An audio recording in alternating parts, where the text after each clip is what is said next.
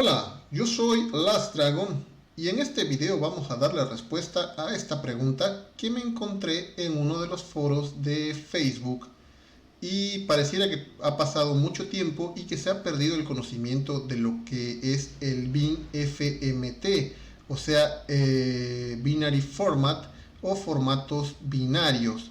¿Y qué es esto?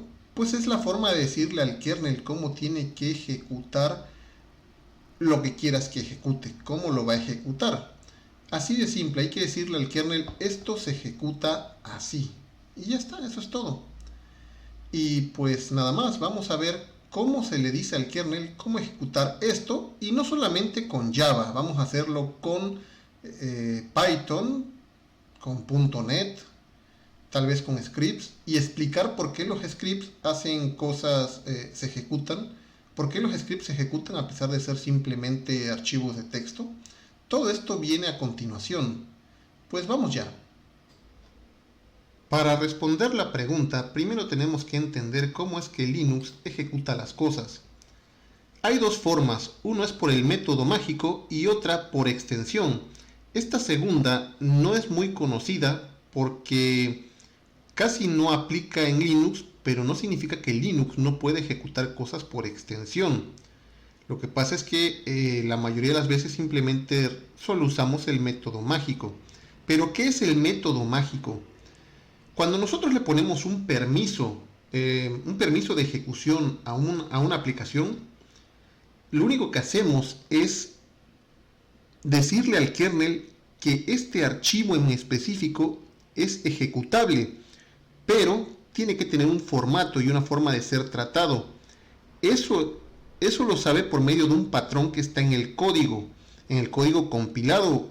Y de hecho no importa si está compilado o no, este patrón puede o no estar de forma binaria o en simple texto. Este patrón, el método mágico, está presente, por ejemplo, en los archivos propios de Linux. El método mágico de Linux sería el formato ELF, que de hecho este viene hardcodeado en el kernel por default, pues para que pueda arrancar sin ningún problema a la hora de arrancar el kernel. Tiene que saber cómo ejecutar cosas en primer lugar, de lo contrario pues no podría. Pues bueno, vamos a ver esto. Si nosotros abrimos cualquier programa en Linux, por ejemplo el ls, vamos a ver. Aquí está el ls, tenemos que tiene un patrón que dice elf. Esto es el método mágico. Y de ahí para adelante el kernel sabe que aquí se trata de un binario que viene en formato elf y que por lo tanto es nativo del sistema. Esto es el método mágico. Vamos a ver cómo sería con el mkdir. Podemos ver claramente que vuelve a repetirse un patrón. Aquí al inicio siempre está el elf. Y con esto el kernel ya sabe que se trata de un programa propio y nativo. Perfecto. Por eso es que no requiere una extensión, porque no importa qué extensión tenga, si tiene o no tiene extensión. Cuando lo mande a ejecutar, esto sabe perfectamente que se trata de un programa tipo ELF y por lo tanto, pues ya está. No necesita más. Pero, ¿qué pasa cuando no es un ELF? Por ejemplo, aquí yo ya tengo hecho 3 programas, uno en C#, uno en Java y uno en Python. Solo son hola mundos, lo único que quiero es que se ejecuten. Vamos a ver el programa de C#, porque C#, a pesar de que es pseudocódigo, es un código CIL de lenguaje común interpretado, aún así en las cabeceras realmente tiene un código mágico. Por algún motivo que yo no alcanzo a entender, en Windows esto podría funcionar realmente. No requeriríamos el .exe para ejecutar cosas dentro de Windows. Windows podría ejecutar cosas solo por el método mágico, debido a que todos los programas en Windows que están compilados tienen este método mágico activo. Por ejemplo, todo programa Windows tiene todo este bloque, siempre se repite. Es un patrón que siempre se repite. De hecho, aquí lo que dice, este programa no se puede correr en modo 2. Todo este bloque existe porque cuando se hizo la migración de las aplicaciones DOS a Windows, pues había que informarle al usuario que requiere algunas APIs que solamente da Windows para poder desplegar ventanas. Por eso cuando se ejecuta un programa de Windows en MS2, pues sale esto que te dice, este programa no puede correr en modo 2. De acuerdo, pero tanto el MS2, el 2 como Windows, su número mágico está aquí, es este MZ. Todo programa compilado en MS2 y todo programa compilado para Windows empieza con ese MZ, así como todos los programas de Linux empezaban con ELF. Y ya desde aquí podemos entender que con ese MZ y el siguiente patrón correspondiente es un programa ejecutable en formato P32 o P64, que son los Portable Executor, una cosa así, que son los de Windows. Y con esto sabemos que se trata de un programa ejecutable de Windows. Y ya está. De hecho, normalmente Linux ignora esto porque no es parte de sus binarios, pero como tiene un formato, tiene un patrón que se repite, yo puedo aprovecharme de ese patrón para que Linux lo ejecute sin mayor problema. Y de hecho en este video lo vamos a hacer. El segundo método, que no es el método mágico, es el método de la extensión, donde se ha dicho, incluso yo he dicho, que en Linux las extensiones no son necesarias. No son necesarias porque prácticamente nunca las usamos y no nos hacen falta, en la mayoría de los casos. Sin embargo, cuando no hay un patrón mágico, podemos recurrir a la extensión. Y con eso le damos solución a las cosas. Por ejemplo, como es un programa muy básico de Python, la cosa más básica de Python sería este hola pi. Aquí no hay ningún patrón. Aquí esto ya es directamente código que se va a ejecutar de Python, o sea, un print hola. Y este print hola se va a ejecutar directamente, pero es un programa en Python. Y qué tal que aquí hay una condicional, o sea, un if o cualquier otra cosa en lugar de un print. O sea, no tiene por qué haber un print en primer lugar, no hay un patrón que seguir. Sin embargo, yo puedo hacer que esto se ejecute con un simple, vamos a ver cómo tenemos los permisos acá. Tiene permisos de ejecución, entonces yo le podría dar un hola, pero nos dice que pues, no lo puede ejecutar pues porque hay un error, no sabe qué hacer con esta cosa porque no hay un patrón que seguir. Pero esto lo vamos a corregir, esto vamos a hacer que esto funcione sin mayor problema. Y lo mismo haremos con Java y C#. ¿Por qué con Java y con C#? Bueno, vamos a regresar a C#. Tenemos C#. Tenemos que para ejecutar ese hola, si yo vengo y le digo hola.exe, pues me va a dar esto. Me dice, no se puede ejecutar el fichero binario, formato de ejecutable incorrecto. Y esto es verdad porque el kernel no tiene idea de cómo tratar este programa. Sabe que es un programa ejecutable, eso lo sabe porque le pasamos los permisos de ejecución, pero en su interior no sabe qué hacer con él. O sea, no es un programa nativo de Linux, por lo tanto no funciona con lo que Linux entiende en sus propias APIs. Sin embargo,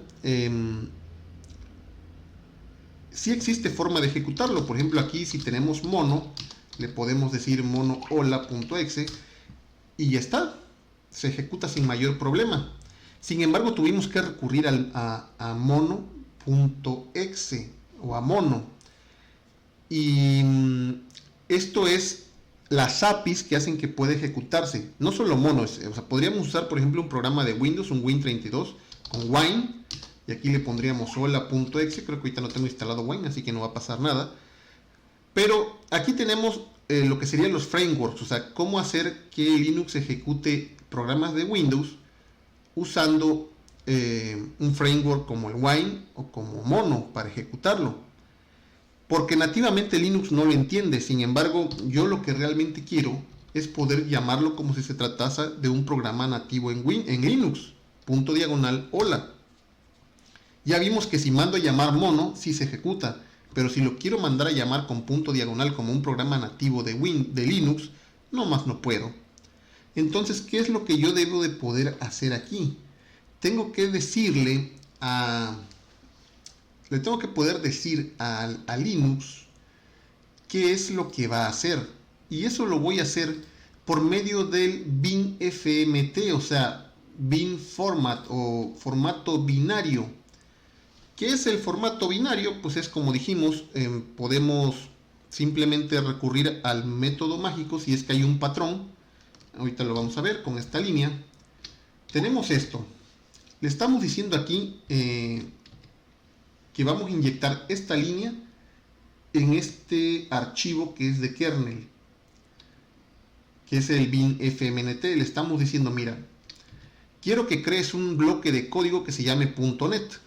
Vas a ejecutar cosas que se llamen .net si cumplen la siguiente condición.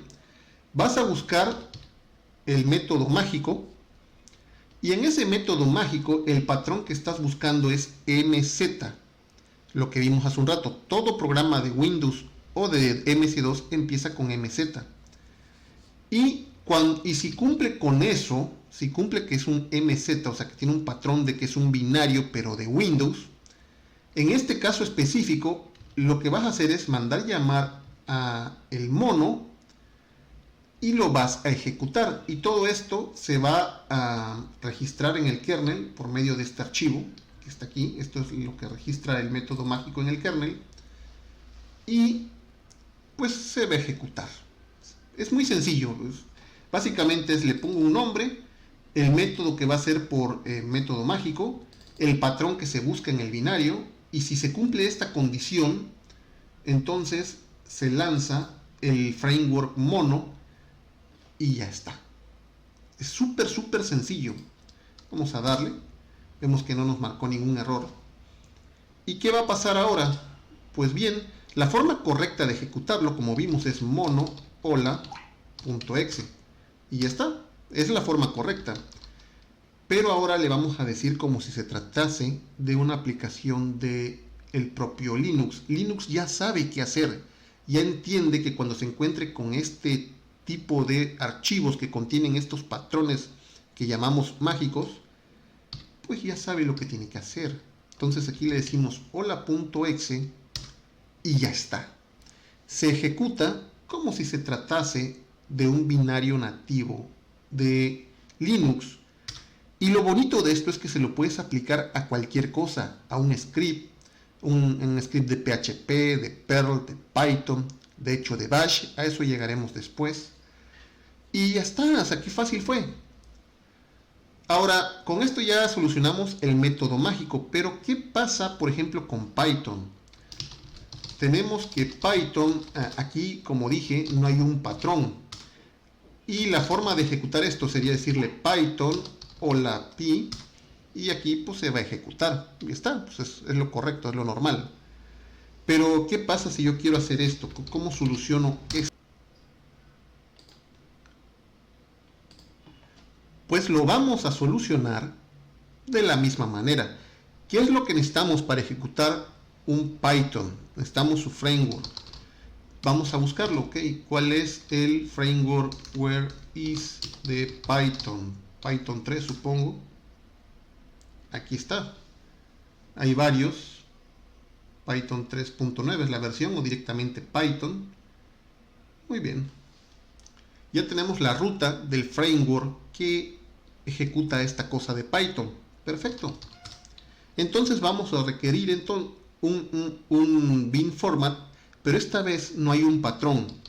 Como vemos en el código, puede empezar con print, puede empezar con una conditional if, con un for, puede empezar con cualquier cosa. O sea, en este código no hay un patrón de arranque. Muy bien, pues ¿qué es lo que haríamos aquí?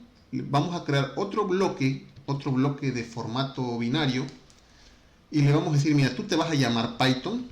Esta vez el método no es mágico, esta vez es extensión.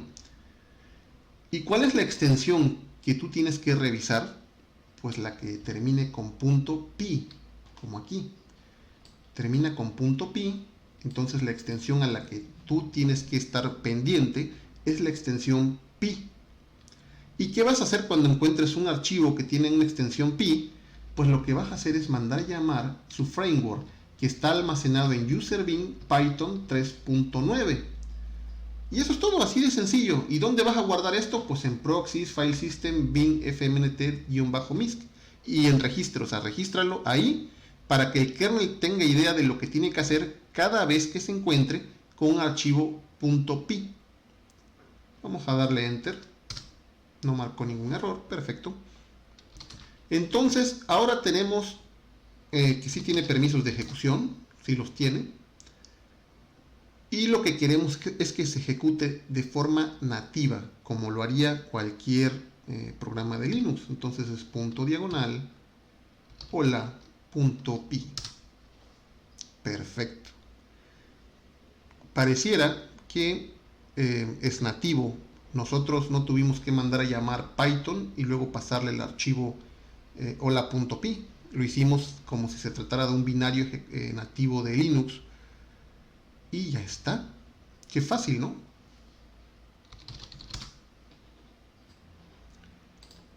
Cuando se trata de Java, tenemos que hacer una solución un poquito diferente. Y esto es por la forma en la que funciona Java. Es un poco de dolor de cabeza, pero se puede solucionar. Y esto es porque Java es muy extraño en este sentido. Ahora vamos a explicarlo. Vamos a entrar a mi carpeta de Java. Y vamos a ver el código de este hola mundo. Es un código muy sencillo, pero podemos darnos cuenta que la clase se llama hola. Tiene que haber una clase principal. ¿Por qué? Porque cuando nosotros mandamos a ejecutar esto, lo que le decimos es hola, Java hola. Esto significa que queremos que ejecute la clase hola. Desde la perspectiva de Java, esto no es un programa, es específicamente una clase. Y esto es lo que lo complica todo. Ahora vamos a explicar por qué. Tenemos que la clase se llama hola y existe un archivo. De hecho, aquí lo podemos ver. El archivo se llama hola.class. Es muy específico. Se trata de que Java piensa que eso es una clase, no un programa. Es específicamente una clase. Y aquí es donde nos metemos en problemas. Por ejemplo, ¿qué pasaría si yo copio este archivo hola.class y lo llamo saludos.class? El sentido común nos dice que debe funcionar, ¿no? Pues es una copia exacta de hola.class a algo que se llama saludos.class, ¿no?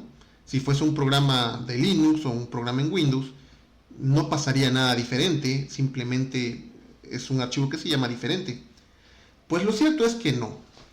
Aquí, si yo llamo saludos.class, que en realidad no lo puedo llamar saludos.class, lo tengo que llamar saludos a secas, esto es lo que ocurre.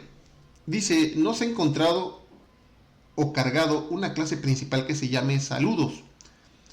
Esto es correcto porque no existe la clase saludos, existe la clase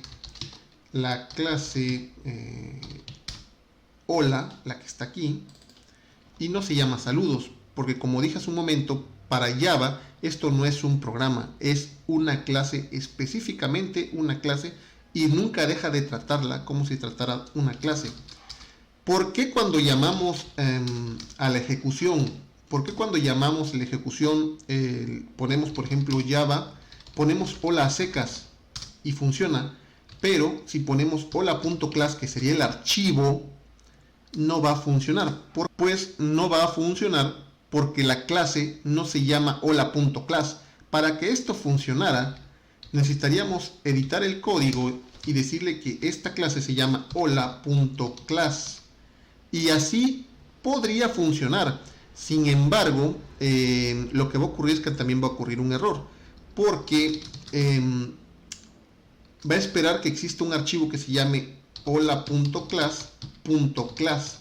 O sea, el .class final lo entiende como que tiene que estar ahí.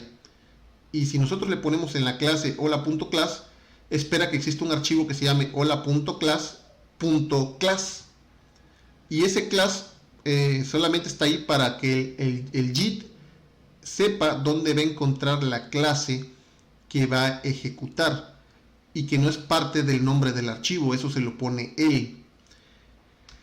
Pues haciéndolo así de complicado tenemos un problema, porque si nosotros quisiéramos mandar a ejecutar esto por el método de extensión, pues le decimos que hay una extensión que se llama .class y lo va a tratar de ejecutar así.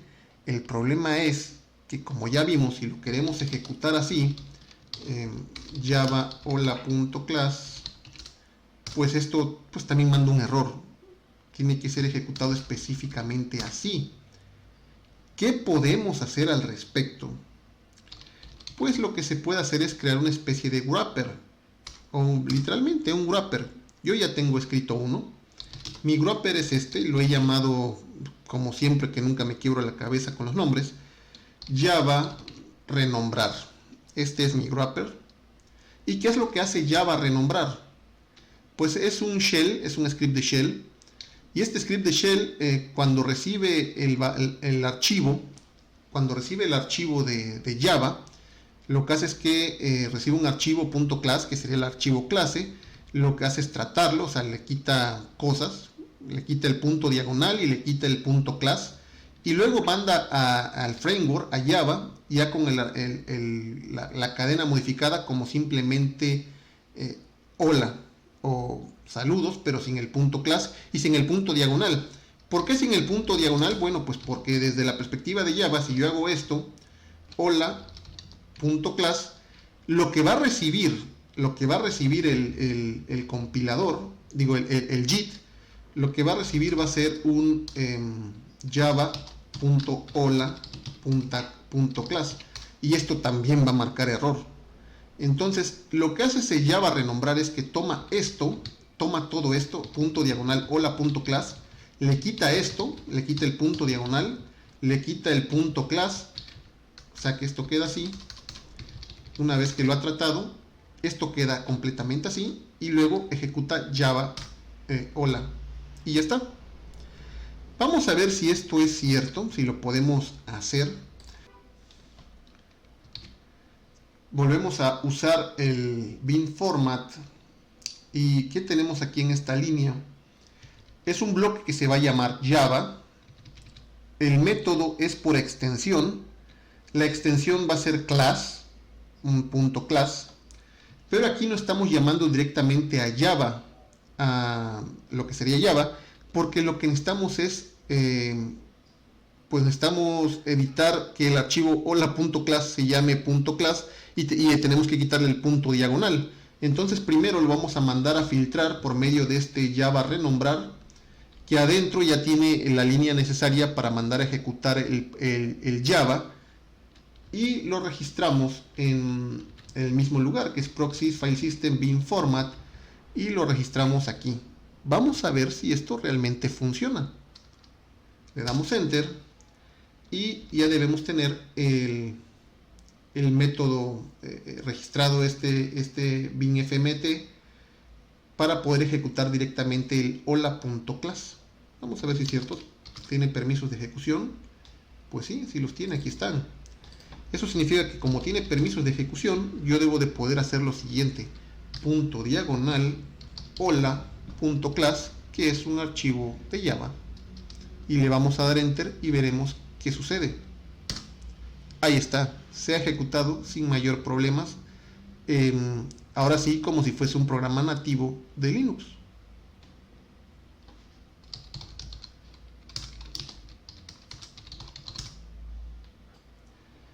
Ahora que hemos aprendido algo de bin fmt, pues va a parecer muy obvio lo siguiente. Tal vez la pregunta más obvia sería: ¿por qué cuando uno hace un script, por qué inicia con gato, admiración, seguido de un intérprete? ¿Qué significa esto? Pues yo creo que ya ahora te ha de quedar clarísimo. Esto es el método mágico. Significa que lo que sea que un binario se encuentre con este gato admiración, en inglés creo que le llaman pound, pues ya está. Lo que le estás diciendo al kernel es: si tú encuentras esto, se trata de un programa que tiene que tener un intérprete. ¿Cuál es el intérprete? Lo que siga. Puede ser bin, bash, también podría ser Python, por ejemplo. Esto funcionaría, sí podría funcionar, pero falta que dentro del código de Python venga la ruta específica de Python, lo cual lo hace muy complicado porque no siempre va a estar en el mismo lugar. ¿Qué más? Por ejemplo, aquí podría ir Perl, cualquier otra cosa, pero o sea, esto no... ya sabemos que este método mágico va a lanzar como parámetro el intérprete. Esto se llama shebang. Si no recuerdo mal, esto se llama shebang. El método mágico de los scripts se llama shebang. Y es por eso que todos los scripts de shell empiezan con punto diagonal. Punto diagonal. El pound, o en español el gato admiración, seguido del intérprete. Tal vez ahora, después de haber visto este video, entiendes por qué esto es necesario para los scripts que se ejecutan en Linux.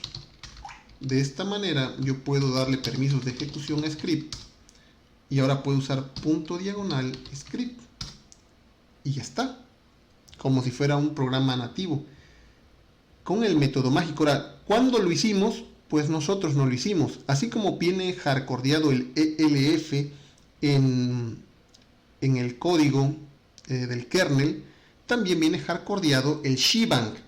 O sea, ya es algo estandarizado, tan estandarizado que para este caso específico no necesitamos mandar el bloque. Todos los bloques que hemos mandado están en proc, sys, file system, bin, format, misc. Ahí están, si podemos darnos cuenta, están podemos ver lo que hay en Java. Este es el nombre de los formatos que mandamos. Está por medio de extensión, es por medio de extensión class. Esto reacciona cuando se trata de una extensión class. Tenemos el método de Python.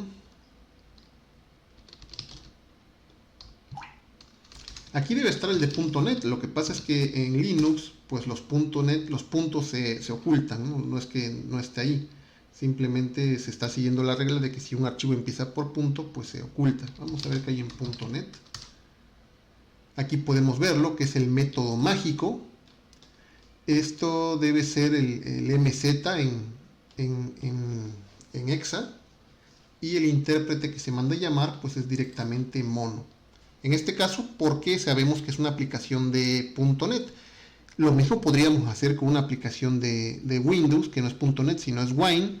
Aquí en vez de mono sería Wine y se ejecutaría directamente una aplicación Windows, pero usando el Wine.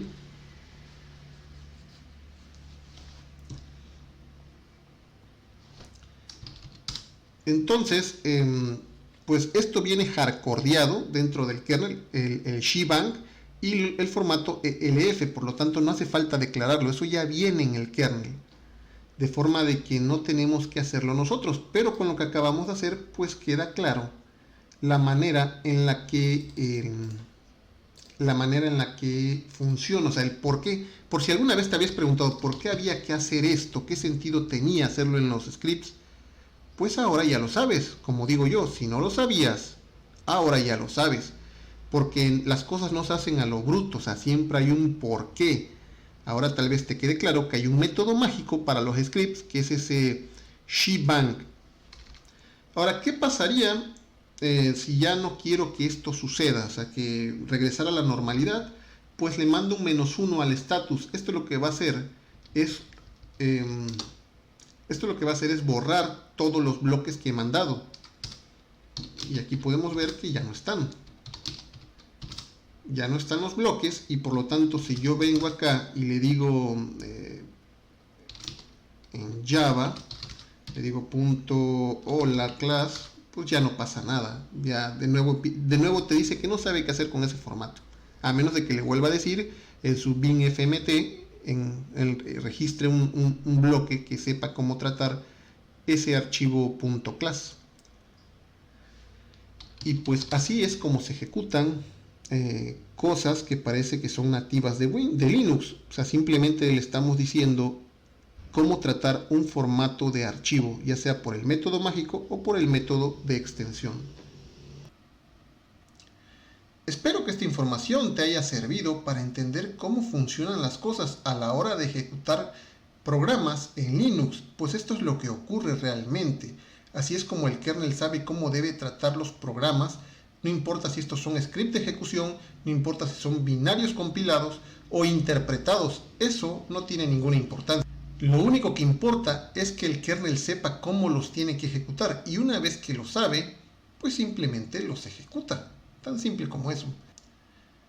En la descripción del video te voy a dejar una liga hacia mi blog con el script que hace de wrapper para corregir el nombre de los programas Java. Por si tú quieres aplicar esto con Java, pues como ya viste en el video, pues tendrías problemas por la forma en la que Java maneja los archivos y los nombres que tienen que tener estos archivos, debido a que, como ya vimos, para Java esto no es un programa, es una clase.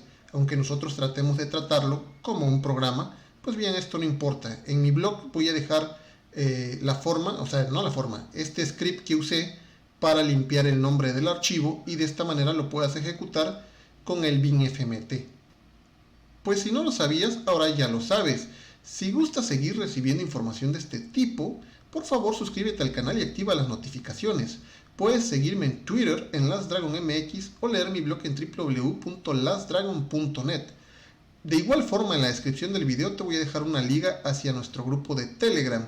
En este grupo te puedes unir y participar. Si quieres preguntar y si tienes dudas, posiblemente alguien pueda ayudarte a resolverlas. O si tú tienes la respuesta de una de estas dudas, pues por favor ayuda a alguien a resolverlas. Y pues nada más, eso es todo. Adiós.